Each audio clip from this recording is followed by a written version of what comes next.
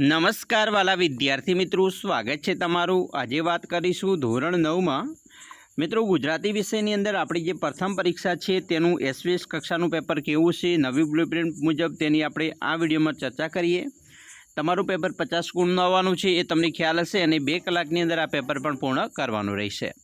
વિદ્યાર્થી મિત્રો, વિડીયોની શરૂઆત કરીએ તેના પહેલાં ખાસ ચેનલમાં નવા હોય તો ચેનલને પણ મિત્રો અવશ્ય સબસ્ક્રાઈબ કરી વિડીયોને લાઇક અને શેર કરવાનું પણ ન ભૂલતા। મિત્રો, આપણું 50 ગુણનું પેપર 2 કલાકમાં પૂર્ણ કરવાનું છે, ત્યારે સૌપ્રથમ આપણે પ્રશ્નના પ્રકાર પ્રમાણે ગુણભારની વાત કરી લઈએ, જેની અંદર મિત્રો તમારે હેતુલક્ષી પ્રકારના પ્રશ્નો મિત્રો કુલ 10 ગુણના પૂછાવાના છે। અતિ ટૂંક જવાબી પ્રશ્ન 2 ગુણના છે। ટૂંક જવાબી પ્રશ્ન મિત્રો 1 પ્રશ્નના 2 ગુણ એવા 10 ગુણનું છે। લાંબા પ્રશ્નો મિત્રો 20 ગુણના છે અને નિબંધ પ્રકારના પ્રશ્નો મિત્રો એટલે કે 1 નિબંધ તમને પૂછાશે, એની અથવામાં મિત્રો બીજા 2 નિબંધ પણ હશે જેના 8 ગુણ હશે। એમાં આપણું કુલ પેપર 50 ગુણનું રહેશે। વિભાગ પ્રમાણે ગુણભારની વાત કરી લઈએ તો ગદ્ય વિભાગ છે તેના 10 ગુણ છે, પદ્ય વિભાગના 10 ગુણ, વ્યાકરણ વિભાગના 10 ગુણ અને અર્થગણ અને લેખન વિભાગના 20 ગુણ, એમ આપણું 50 ગુણનું પેપર છે તે આવવાનું છે। મિત્રો અહીંયા બ્લુપ્રિન્ટની વધારે જરૂર હોય તો તમે અહીંયા જોઈ શકો છો। આગળ વાત કરીશું પ્રશ્નપત્ર, જે નમૂનાનું પ્રશ્નપત્ર છે એની અંદર મિત્રો ગદ્ય વિભાગની અંદર તમારે જે પ્રશ્નો પૂછાવાના છે એ પણ તમે જોઈ શકો છો, બરાબર। આપણે સીધે જ કેવા કેવા પ્રશ્ન પૂછાવાના છે એની પણ ચર્ચા કરીએ। તો ચાલો મિત્રો, સૌપ્રથમ પ્રશ્નપત્ર જે નમૂનાનું છે તેનું વાત કરીએ તો પ્રશ્ન વિભાગ એ છે જે ગદ્ય વિભાગનો હશે 10 ગુણનો, જેમાં પહેલો અ છે નીચેના પ્રશ્નોના એક વાક્યમાં ઉત્તર આપવાના છે। જેમ કે છાલ છોતરા અને ગોટલા પાટનો સાહિત્ય પ્રકાર જણાવો, તે તમારે મિત્રો લખવાનો રહેશે।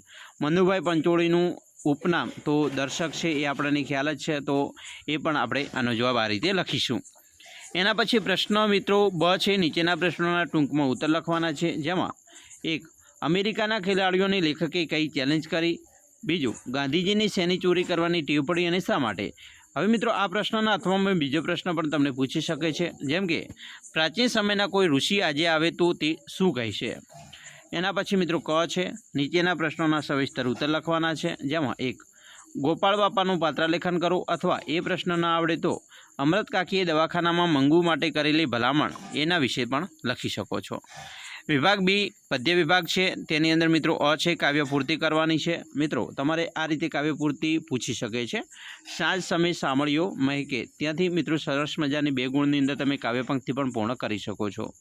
એના પછી પ્રશ્ન મિત્રો બ છે, નીચેના પ્રશ્નોના ટૂંકમાં ઉત્તર લખવાના છે, જેમાં 1 મરજીવી અને પ્રિયજનોએ કઈ શિખામણ દીધી, 2 શ્રી કૃષ્ણ અને બલરામ વચ્ચે કઈ સ્પર્ધા થઈ હતી, અથવા તો બીજો પ્રશ્ન છે કે કવિ પુત્રવધૂને 2 કુળને ઉજાડનારી શા માટે કહે છે।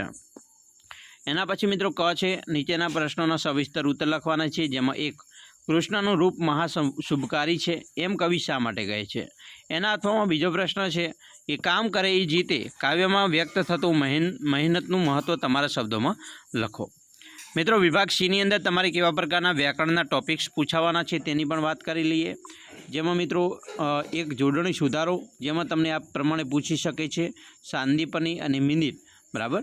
પછી ધ્વનિ છૂટા પાડો, આધ્યાત્મિક, બરાબર।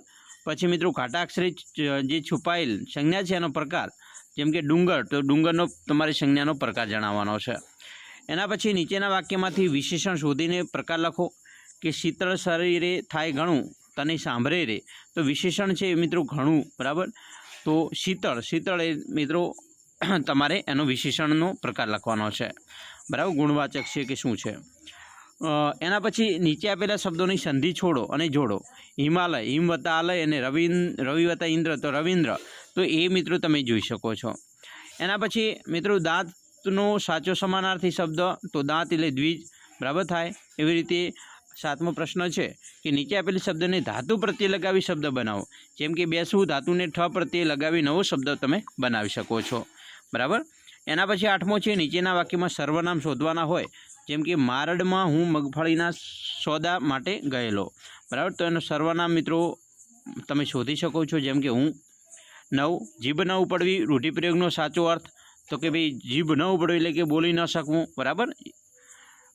10 શબ્દ સમૂહ માટે એક શબ્દ, પરણતી વખતે કન્યાને પહેરવાનું વસ્ત્ર, બરાબર, તો એ પણ આપણે લખી શકો છો। શબ્દ સમૂહ માટે એક શબ્દ મિત્રો બરાબર લખવાનો છે।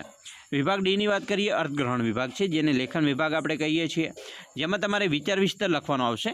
જેમ કે આવો વિચાર વિસ્તાર મિત્રો પૂછી શકે છે કે આવ નહીં આદર નહીં નહીં નયનનો નયનોમાં ને તે ઘેર કદી ન જઈએ ભલે કંચન વરહે મેં.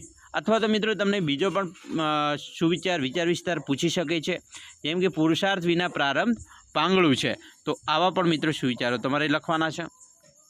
પછી મિત્રો બ છે પત્ર લેખન કરો. જેમ કે વધુ પડતું ટીવી જોવાથી અભ્યાસ બગડે છે, એ બાબત સમજાવવા માટે તમારા નાના ભાઈને પત્ર લખો, અથવા તમારી શાળામાં યોજાયેલ વૃક્ષારોપણ દિનની ઉજવણીનો અહેવાલ 100 શબ્દોમાં પણ લખવાનો પૂછી શકે છે. બરાબર, એ મિત્રો તમારે 4 ગુણનું હશે. એના પછી એક ગદ્યખંડ આપેલો છે, એની નીચે મિત્રો પ્રશ્નો છે. એ પ્રશ્નોના જવાબ તમારે ગદ્યખંડને વાંચી સમજી અને પછી મિત્રો નીચેના પ્રશ્નોને વાંચી અને સમજીને તમારે ઉત્તર ઉપરના ફકરામાંથી લખવાનું પૂછી શકે છે, જે 4 ગુણના મિત્રો આવશે. એના અથવામાં તમને એક મિત્રો કાવ્ય પણ આપેલું છે. કાવ્યની નીચે પણ તમને 4 પ્રશ્નો હશે, એ પણ તમે કાવ્યના આધારે મિત્રો લખીને જોઈ શકો છો.